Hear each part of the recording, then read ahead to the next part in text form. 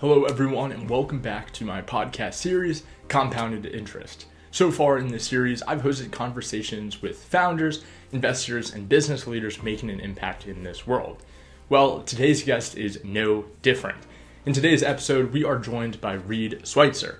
From launching a clothing company as a teen to sharpening his skills in operations at a music streaming startup while still in high school, Reed's always followed his own beat, which culminated in him leaving the Wharton School to chase his entrepreneurial vision. Back in 2021, Reed founded Hopscotch, a fintech platform that's transformed B2B payments for small businesses, making them as fast and fee-free as a Venmo tap. Hopscotch was also known for its sleek consumer-style design, and in 2024, after raising nearly $10 million and earning a spot on Forbes 30 Under 30, Reed's vision paid off in a major way. Hopscotch was acquired by a multi-billion-dollar fintech, cementing its mark on the small business payments space. From turning his struggles with dyslexia into a competitive advantage to leaving Wharton to pursue his entrepreneurial vision, Reed has quite the story to tell, and I am excited for you all to hear it. And with that, my conversation with Reed Switzer. Reed, thank you so much for joining us here today. Really excited to dive into the conversation. Before we go into the questions, can you just introduce yourself in 30 seconds or less? Yeah, of course. So I'm Reed Switzer. I'm the founder and CEO, or former CEO of Hopscotch, now general manager of Hopscotch under the Avalara brand. Yeah. Before starting Hopscotch, was at UPenn studying finance, decided to drop out to focus on building Hopscotch full-time in my sophomore year. And before that, worked at a music streaming startup, also started an apparel company and did a handful of other things here and there. So I know you started a lot of those entrepreneurial ventures back in high school. Where did that drive come from? A lot of kids in high school, they're not starting companies. They're playing video games or playing basketball. I'm sure you're still doing plenty of that, but to take it one step further and really start those real companies, like how did that come about? Yeah, it's a great question. And so the answer is that it really stems from experiences I had working in high school. So throughout high school, I was working at a music streaming startup. I was an operations lead there. Yeah. So got involved in really a little bit of everything at that business. Was doing, all of their social media, was, doing artist management, was handling, sort of new product development in a handful of areas. And so, as I was at that company, I saw firsthand how difficult it was for them to manage their vendors and to make payments. And it was just using all of these sort of clunky, software that were built, decades ago. Yeah. And, when I compared that to all of the platforms that I was using in my personal life to pay and get paid with friends, it was pretty clear that there was a gap in the space. And, decided that there was enough of a greenfield opportunity there to really sort of step away from school and go build it myself. Yeah. Well, before getting to that of the making that determination to go full time, just going back to the music streaming opportunity, I have a lot of young students who maybe are in high school and they want those opportunities to be a little bit more entrepreneurial, to help a company. They feel they have something to bring to the table. What would your advice be to them when they're just scrappy but maybe don't have the credibility that comes with a college degree, the years under their belt? Like, how did you approach that? Yeah, well, I mean, look, I think the reality is that you probably have a lot more to offer than you might think, and people can recognize that. I think you just have to be persistent. If you want to work at a startup or if you want to get a job while you're in high school doing X, Y, and Z, I mean, it's really just as simple as sending out a handful of emails, maybe being a little bit too annoying with the emails, and going after what you want. I think for the music streaming startup, I had to ask the CEO of that company multiple times if I could join their advisory board. Okay. And so I started on the advisory board. I was the youngest by about, 8 years on the advisory board. But I was the most active in a lot of those early conversations that they had.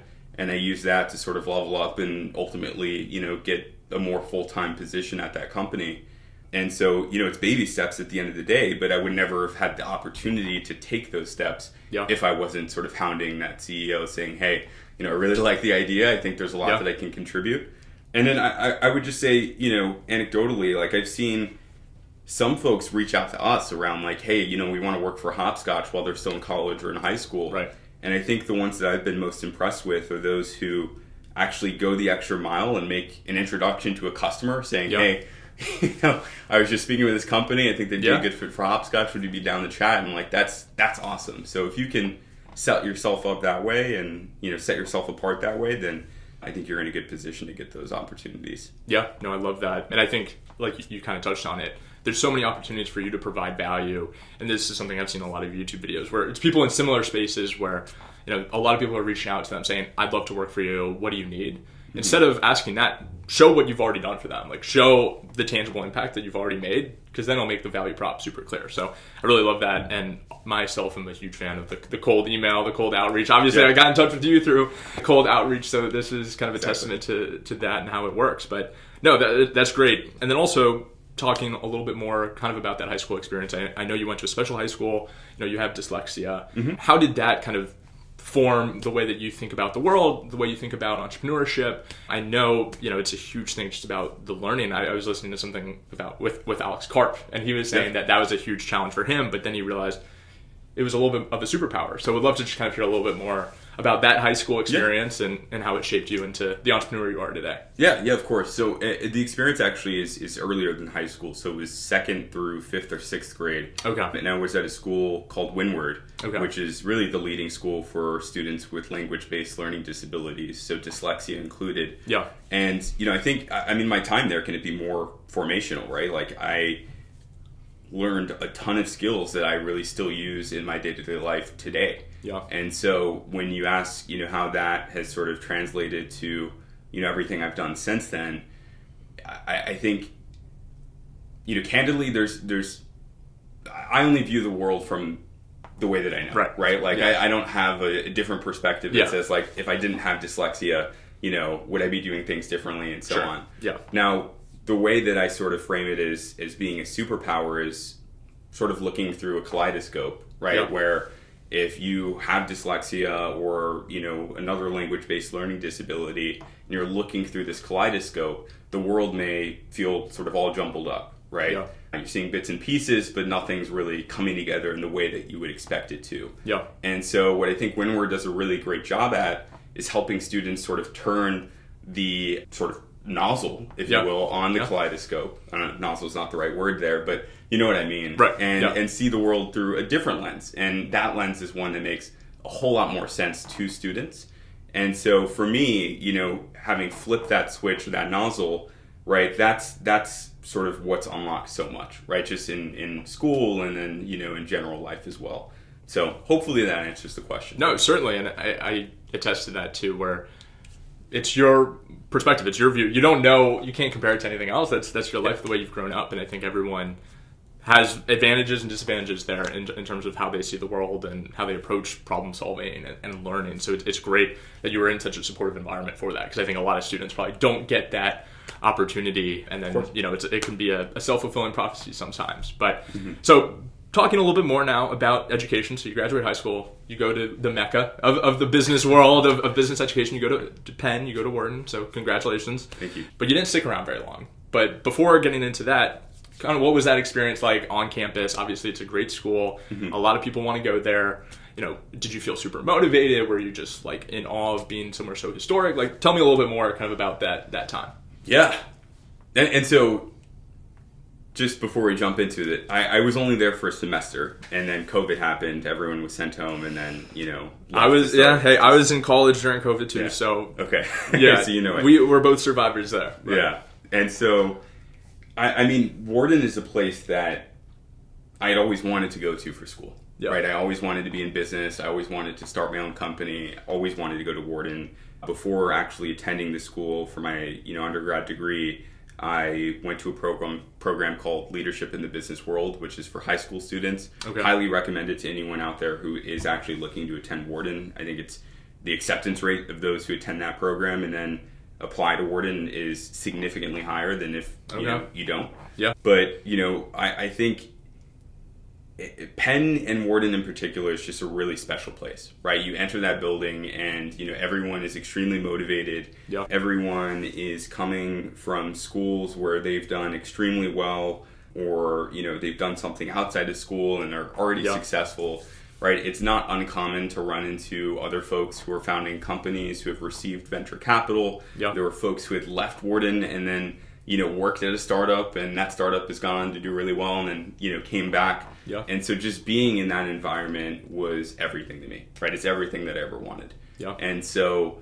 leaving school, although it was an easy choice, it was difficult to sort of say goodbye to that environment. Yeah. But I mean, there really is no better place out there to study business and to be an entrepreneur. Yeah. No, and I think you approach it the right way, where some people, you get into that environment, you're used to being the big man on campus. You were the smartest one in your high school. You were the president of all these organizations. It's tough then when you then go to a school and everybody was that. Mm-hmm. And then, so I think approaching it from the right perspective of the motivational aspect is really helpful instead of just constantly playing the comparison game. That's something I still struggle with in New York, where it's a little bit similar, where everyone who gets a job here, in certain industries, like they were top students at their schools. They were super involved. They did everything right to get to this point. And so it's a constant kind of match against yourself there. So just curious, how you approach that, being collaborative, but then still being maybe a little bit competitive with certain students. What was that aspect of it like? Yeah, I mean, so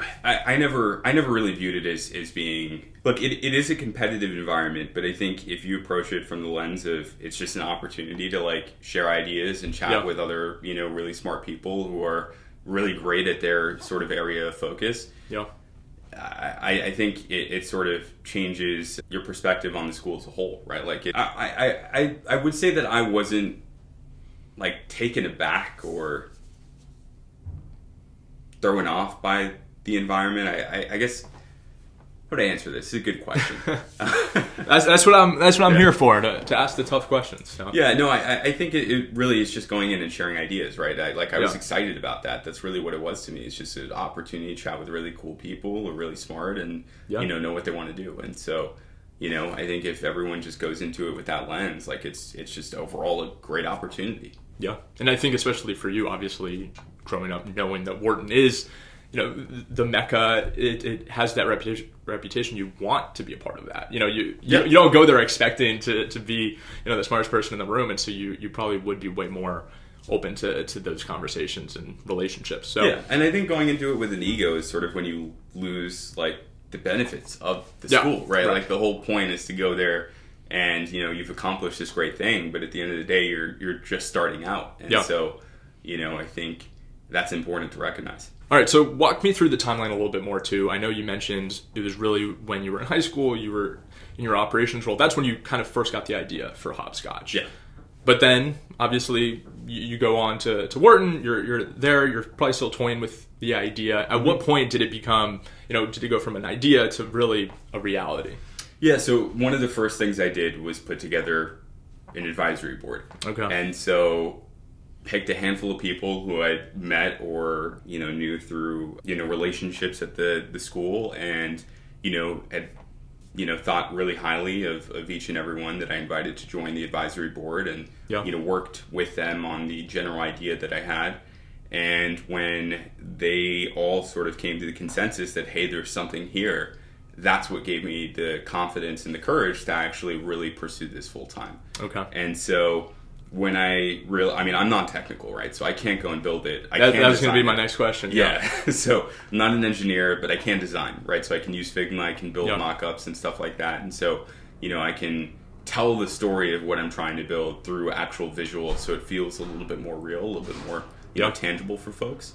And, use that to, go out and try to raise some capital. Yeah. And, very quickly realize that it's going to be tough to ask someone to invest millions of dollars if you're not fully committed to, building that product yourself. And so, at that moment, realize that, hey, I'm probably going to need to leave school to really, take this thing all the way. And, more importantly, I just was spending a lot more time working on the idea versus paying attention in class. So there's that as well. Yeah.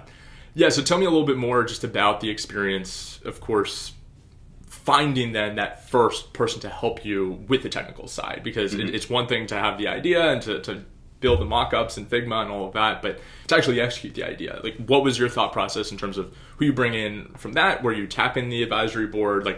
That just seems like a really daunting task, especially when you don't have the technical capability yourself, but you have such a grand vision, kind of navigating that. Yeah. So I actually raised the venture money before bringing on the person to build the product.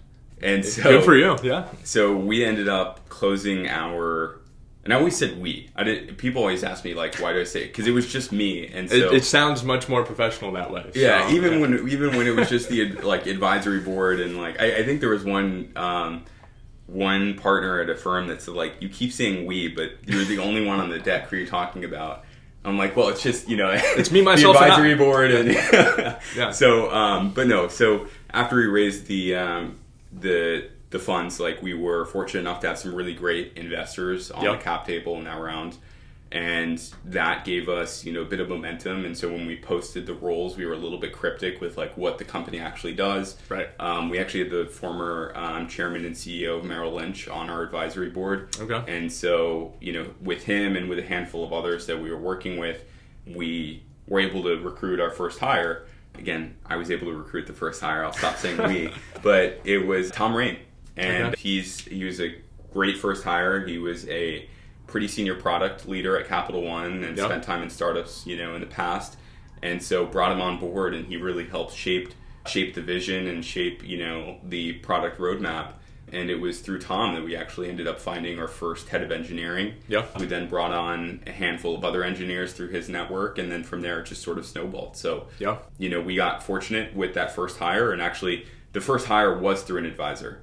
So just to clarify that, the rest were sort of all through, doors that opened up after that. Yeah. And how important was that in terms of having the credibility of someone coming from, an institution like Capital One, especially just anything in the fintech space? I feel from the outside looking in, it seems like there's just so many regulations, so much just red tape to get to the clients. So was that really helpful in kind of a strategic move to know that, okay, if we bring him in, it gives us a little bit more credibility than just a college student working on an idea? Or yeah, well, I mean, I didn't necessarily. So yes, like that does help with the credibility. It does help, open doors for partnerships and everything down the line. But the reason that I focused on really high quality talent out of the gate, instead of just going out and, bringing on, friends at Penn. Yeah. And don't get me wrong, like college students can be and are high quality talent, right? But what I was looking for is experience, because I didn't have the experience that Tom or that others had. And so they were aware of hurdles and things that might, come up down the line that maybe I didn't have the experience to know that those things would be things that we need to watch out for. Right. So again, not saying that I couldn't navigate it or anything like that. It's just, it's helpful to have those different perspectives. And so outside of the credibility, that's what I was really focusing on, is like bringing on talent that has built products from 0 to 1 before, has scaled products, has spent time in the fintech industry. And, with all of that combined knowledge, right, there's just a much higher chance for success. Yeah. And so that's what I was really indexing on when I was recruiting early on. Makes sense. So then from there, you've got the product, you've built that out. It's one thing to have the product, but it's another thing to accrue customers. So what was the process for kind of the go-to-market and approaching that? Yeah, so, I mean, we really just focused on having as many conversations with potential customers early on. We went to trade shows, we had our own booth. We had everyone out there except for the head of engineering at the time. So literally all hands on deck. And we would just go chat with small business owners. And, we had a lot of conversations that really weren't valuable. But then, every once in a while we had those conversations where it's like, okay, we're really onto something, or it sparks a new idea or a new feature, whatever it is. And so, through a number of trade shows, we built a wait list of, around 1,000 small businesses before we even launched. And so a handful of those businesses became our sort of pilot customers or design partners.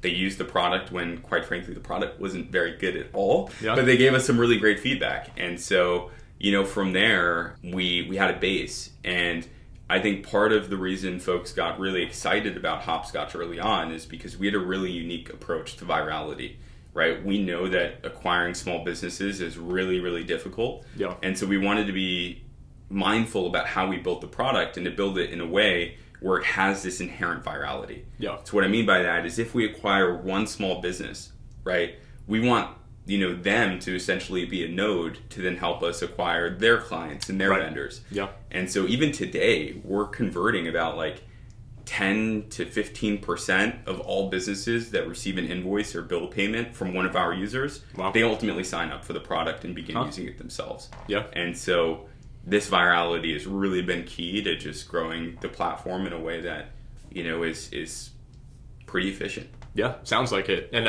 of course, there's a lot of similarities there between that and the Venmos, the Cash Apps of the world, where obviously if you're sending money through Venmo, the other person is kind of required to have a Venmo account, and it grows and snowballs from there. So I think that's really smart to kind of bring that approach to B2B. Talking again a little bit more about that, you're scaling, you raised capital. What was that experience like to go through the process of really bringing in outside capital, the challenges that may come along with that? Just would love to hear kind of a little bit more about that time. Yeah. So, I mean, it's so funny. The first conversations, I'd like hop on the call with a VC after spending like weeks trying to get in front of them. And I'll go into like what that process was like. But then I get on the call and they'd like try to do some small talk and stuff like that. And I was like very like uptight. Like I prepared a deck that I'd like to run you through and go through each slide. Yeah. Like it's funny in hindsight. And like, I'm so thankful to some of those early conversations. Like Megan Loist was like literally one of my first Gen Z VCs, right? Yeah, one of my first VC conversations before she started Gen Z VCs. Wow. And, she made like a handful of intros for me, gave me some pointers on the pitch and stuff like that. Yeah. So forever thankful to her and her mentorship there. But, I think early on, it was a bunch of cold outreach, and I've spoken about this before. It's like, I sent emails to VCs if they had their email listed on their site as like their just general, Dropbox essentially. I'd find a partner and I'd find an associate or analyst that works at the firm and then email them both if I could find their, email address. Yeah. Send them a LinkedIn DM. I'd then call up their office and, whoever's the receptionist answers the phone is like, hello, can I help you? I'm like, can I speak to so-and-so? I'm trying to pitch a company. And they're like, they don't know what to say. I don't think people usually call VCs and be like, can I pitch your, my company? Sure. But, I did that and then I got a handful of intros. And over time, of just having these conversations and being like, look, hey, this is what we're trying to do over the next 3 to 6 months. And they say, hey, like the idea, like you, but they pass. And then 3 to 6 months later, I send them an email saying, hey, remember me? Everything we said we were going to do, we actually did. Like that built a lot of trust. And then, over the course of a 6-month period, I proved that, hey, we could go out and we can execute on what we were saying and had enough conversations where the name was sort of out there and, got our first check from Peter Boyce at Stellation and Simeon at Nomis Ventures and, couldn't be more thankful for their support. Yeah. So the fundraising journey, did you find challenges being a young guy, going through the process? Yeah. People, of course, there's an aspect where they love the young founders once they've made it, but when you're going through the initial climb from 0 to 1, it's, can we really trust this guy? What's his credibility here? So just curious, like how you overcame kind of that challenge. I mean, candidly, no one knew how old I was. Okay. So... yeah, you removed the years from your education. Yeah, which honestly I would do as soon as you get your first job. Just remove it. It's not relevant. But yeah, no one knew how old I was. So even when we got the term sheet and the investor wanted to go out and celebrate with drinks, like I was 20 at the time, so I couldn't drink. So it was like, do I use a fake ID? Not that I have a fake ID for legal reasons, or do I use or do I just say, hey, I'll have a club soda or something? Yeah. So yeah, no one knew how old I was. Even my first hires didn't know how old I was. It wasn't until like November of 2021, so several months after raising the first round, that someone actually on my team asked me. And I'm like, okay. Yeah. But so, I mean, look, I think, it was clear that I was younger, right? But how young, no one really knew. Yeah. And I think that just sort of like goes to show that it doesn't matter how old you are as long as you present yourself in a way that is respectable and you know what you're talking about. Yeah. As long as you do those two things, I think sky's the limit. Yeah, no, I totally agree. I've experienced that kind of in my own career, and yeah, you can actually fake confidence. That's the thing. There's a whole fake it till you make it idea, but the idea about confidence is if you fake being confident to somebody, you still appear confident to them. They don't need to know that you're faking it. And so, of course, you always want to be authentic in the way you build relationships. But I've found that going to a lot of networking events, and it's easy to get a little bit intimidated walking into a room. But if you present yourself confidently, like, the person leaves the conversation thinking, wow, that guy was confident. Yeah. And so that's just a good if you reminder. Know the facts, if you know what you're talking about at the end of the day and you've done the work ahead of time, you can be confident just in the fact that you know what you're talking about. So. Yeah, certainly. So going through that process, you raise the capital. Eventually now you get acquired. That's something that a lot of founders look for. Others, maybe they want to keep that off as long as possible. But for you, what was kind of your thought process to take that opportunity?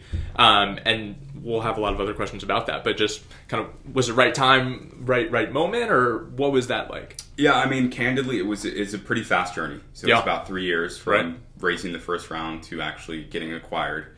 And, in the month leading up to the acquisition, we'd grown revenue significantly. We'd added about, I'll just say 7 figures in revenue and top line revenue in a matter of a few months, but multiple 7 figures. And so, with that growth, we realized that, hey, something is, clicked here. And, we were originally not looking to get acquired. We were going out and looking to raise a round. Yeah. But then got the offer from our buyer and, saw that there was a really great opportunity to continue scaling Hopscotch under their brand. Yeah. But more importantly, to build a handful more, products that can actually really make a difference in the way businesses manage, their cash flow. And so just the stars aligned and the offer looked good and we decided to go that route. Yeah. And I think it's great to see that. And probably plenty of founders, they raise their next round and they're constantly trying to go up and up and up. And then at some point, maybe it's a down round. Maybe something happens where your hard work kind of can be minimized. And so at some point, it is good to kind of take advantage of your winnings. And of course, it was a bit of an acqui-hire situation and you're there now. But yeah, I think capitalize when you can capitalize is a really good approach that some people probably would look back and wish they did. Yeah. Yeah. And I think, for us, you sort of nailed it too. It's like they wanted to bring on the full team and continue investing in the product and the business that we've built and give us a lot of responsibility in building a handful of new things. So overall, it was just a good opportunity. And, the offer was great on paper. And so we went the route of taking that. Yeah. So your company, Hopscotch, it got acquired. You go from being a founder, a CEO, to now being a GM, which is still a very important role, but in title, it's a little bit different. How has that transition been for you, just in terms of how you approach your day-to-day and how you approach the long-term vision? Yeah, so, a lot of what I do on a day-to-day basis is very much the same as what I did as a CEO and founder of a company, right? And so, you're still managing the business, you're still responsible for its growth, you're still trying to build products, keep customers happy, keep the team motivated. So all of that is still very much, real and something that you're responsible for. And so I think the biggest difference is really the time horizon that you get to think on. Yeah. Right. As a startup, you're really focused on what does the next month look like? What is the next quarter? How quickly is revenue growing? And while all of that's still very much important for, building a business unit as a GM, the difference is now that you have a much larger company behind you, you get to think about, on a much sort of longer time horizon. Yeah. And so now it's more like, what does the next 5 years look like? What does the next 10 years look like? And so that, I'd say ability to think a little bit longer term is definitely something that, is a bit different, but it's just also a lot more exciting to me. Oh, I'm sure. Like you said, if you just raise capital, it's always thinking about the next fundraise. It's always thinking about hitting payroll, getting to these certain milestones where I'm sure when you finally, settled into the new role and you realize, wait, like I can actually zoom out and think big picture here. That's got to be the most exciting thing in the world. Yeah, and maybe saying what I said, like, is it's more exciting. I wouldn't necessarily say it's more exciting. It's exciting. Don't get me wrong. Yeah, but I think it's less stressful. Yes, to put it bluntly. We can all appreciate a lot that. Less stressful. So that's really the biggest difference. That's great. About the young age too. So have you ever considered going back to school? You, Yeah, I'm sure probably not during COVID and everything virtual, but just for the interest aspect of it, you don't need the school, but just curious if that's ever been something you thought about. Yeah, well, I mean, I would say no. I mean, well, I've thought about it, but I mean, at the end of the day, I'm not going to go back. Right. I think, just you learn so much more actually going out there and doing the things that they talk about in school. And, with Avalara, I mean, you asked part about like, what, is there been any difference from, running Hopscotch as a solo entity to what I'm doing now? And I mean, part of the difference is that we get to take sort of a much longer view than we did when we were, a solo company. At a startup, you're looking at the next, month, the next quarter. Yeah. Whereas a much larger company, you're looking at, years down the line. And so that horizon and that room for growth, gets me excited at Avalara. And, because it's such a long-term, horizon, there's a lot to do, and I don't think that gives me the room to go back to school. No, I do not blame you. It's just funny because I always think about it with certain people, because it's like, yeah, I'm sure Wharton would welcome you back, but the value prop wouldn't quite be there for you. I mean, if they want to pay for it, then I'll consider it. So there you go. If Wharton, if you're listening to this, pay this man.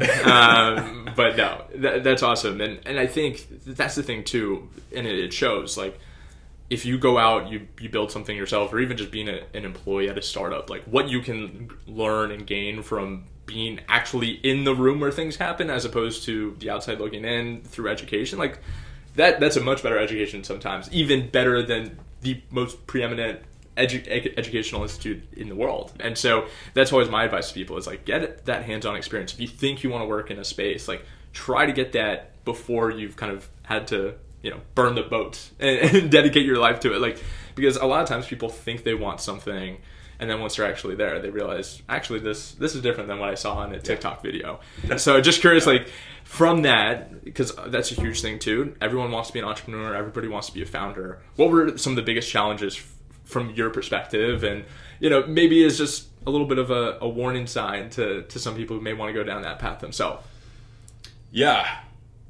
I know that was a loaded question. It is. I mean, look, at the end of the day, everything's difficult. Yeah. Like you have an idea, nothing exists, and you have to make that a reality. Yeah. And not only make it a reality, but make it one that's highly successful. Yeah. And so, there's nothing easy about that.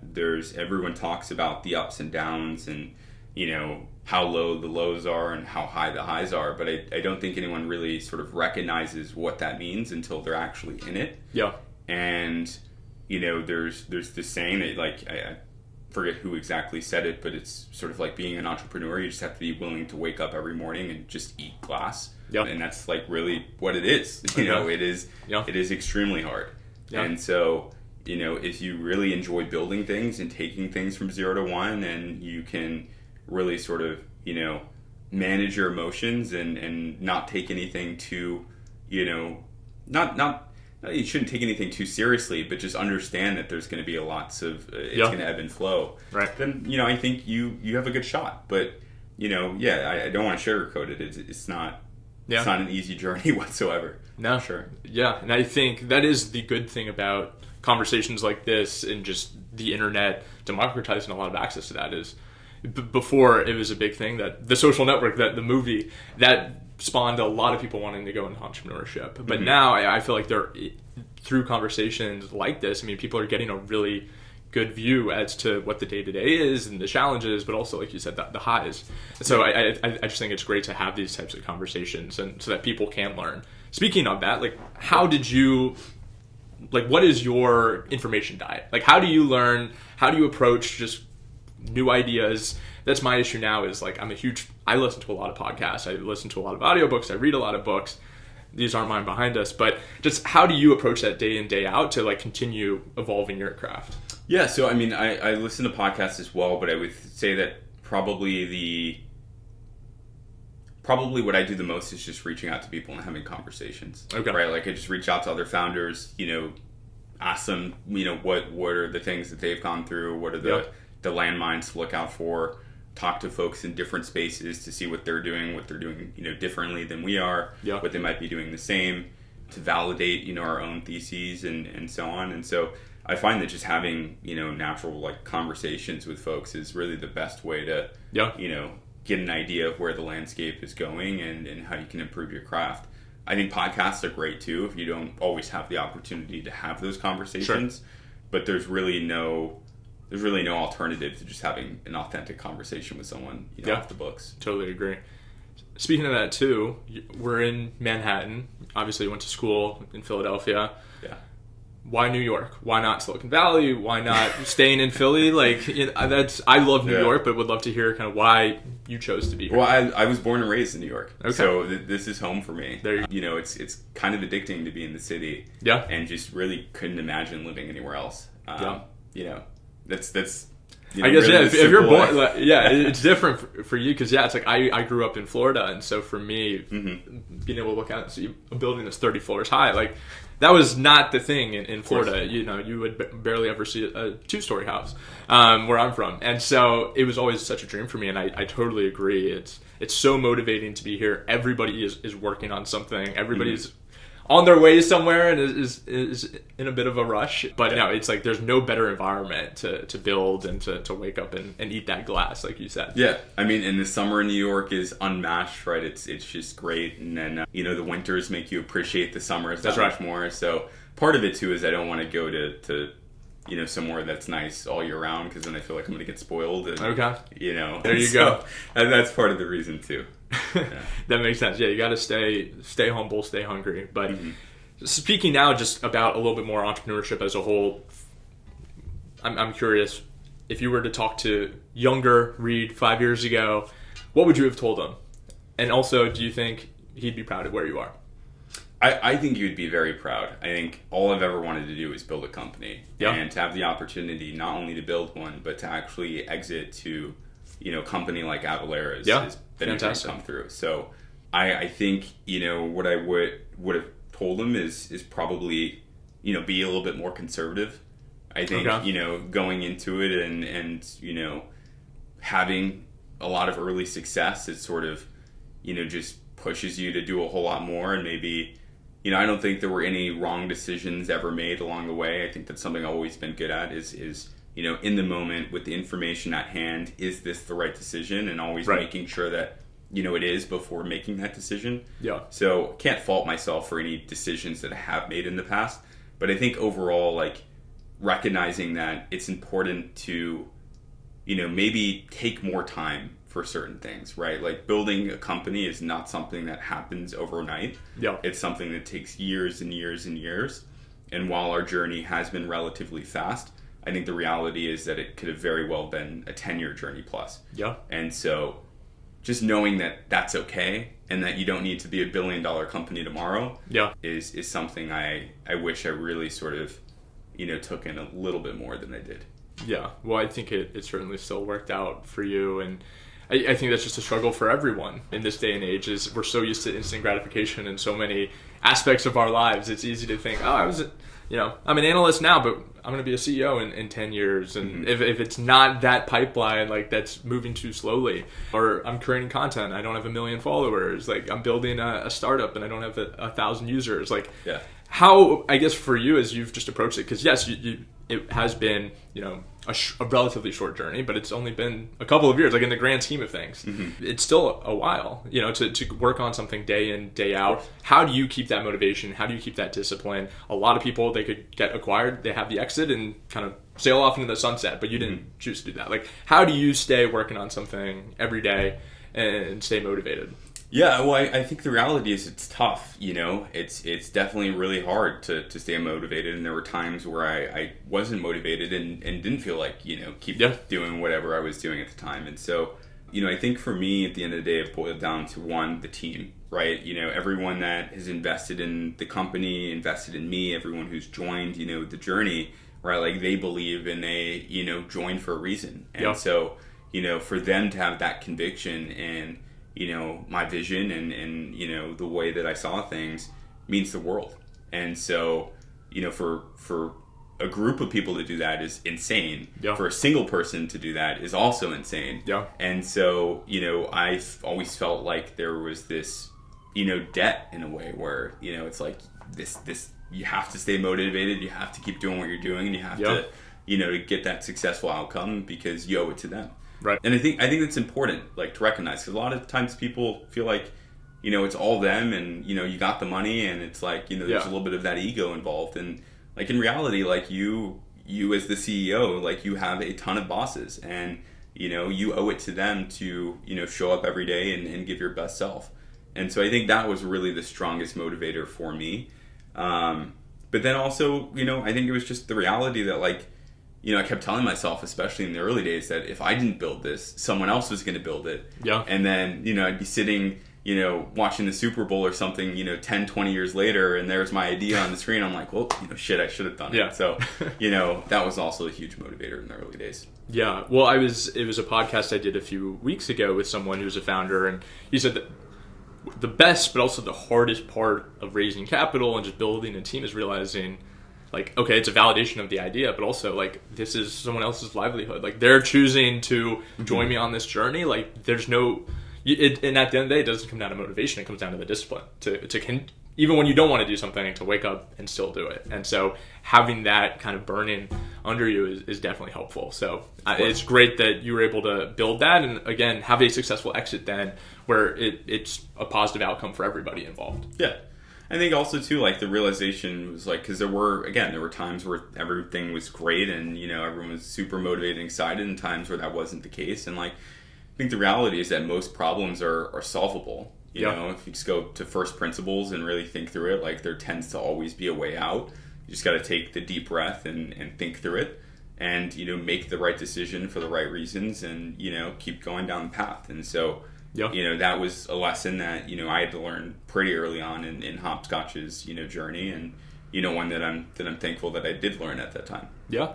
Well, in closing now, of course, we talked about what you would tell yourself 5 years ago. The world now is a different place than it was 5 years ago. Yeah, what would you tell, a young, ambitious, maybe student, young professional that's watching this and just admires what you've done? Like, what would your one kind of piece of advice be to them, if it could be anything? Yeah.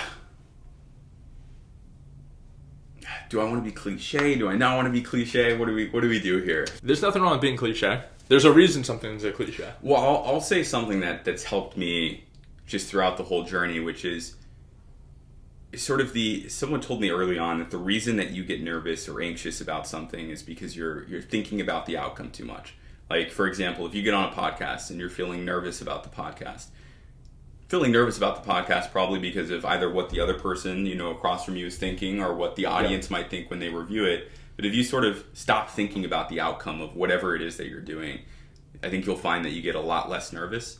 And so for me, in making decisions and pitching investors and, trying to hire really awesome talent, that's a lot smarter than I am, or, doing whatever it is in life, right? If you just stop thinking about the outcome and focus on the present, I think you'll find that things go a lot more smoothly, and you'll feel a lot better about things. So I'll leave it with that advice. I needed to hear that. And especially just being in New York, everyone's moving a million miles a minute, and it's easy to get caught up in that. So really love that advice for people watching. Where can they go to support you? If you're a small business.